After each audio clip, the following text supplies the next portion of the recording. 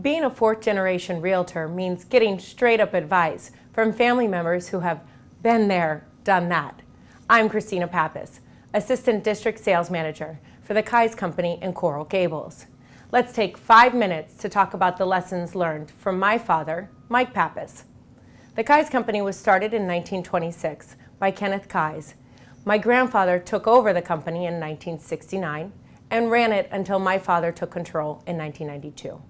I've been in the family business only 2 years and was named Rookie of the Year my first year. I'm in sales, but also assist with training in my office.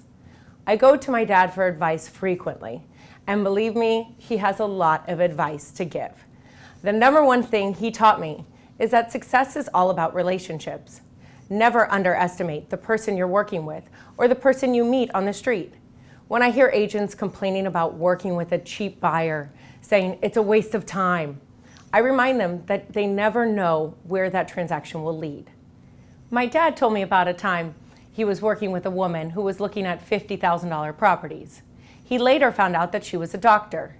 Because he treated her professionally, despite the fact that she was buying a lower priced property, she's brought him millions of dollars of business over the years. It's important to remember that even the smallest transaction can bring in big benefits. The second thing he taught me was not to oversell. Build solid relationships and the money will follow. If you're a confident consultant, your business will continue to grow. First impressions really do count too. My dad always says it takes 25 years to build a reputation and only 25 seconds to destroy it. You must be aware of the actions you're taking. If you're put in situations that aren't ethical, you must take a step back and ask, is it worth my reputation?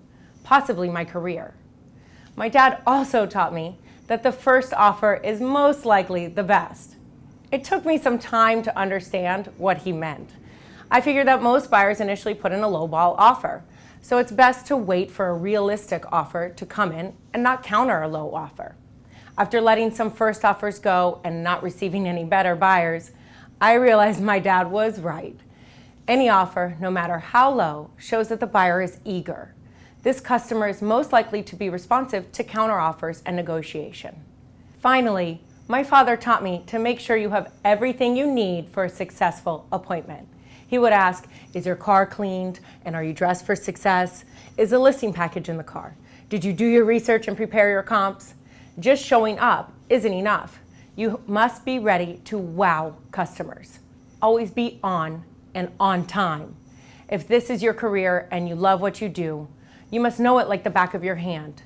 Don't get lazy or comfortable, particularly when working with a friend or family member.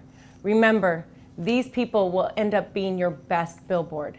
If you're not ready with them, when will you be ready?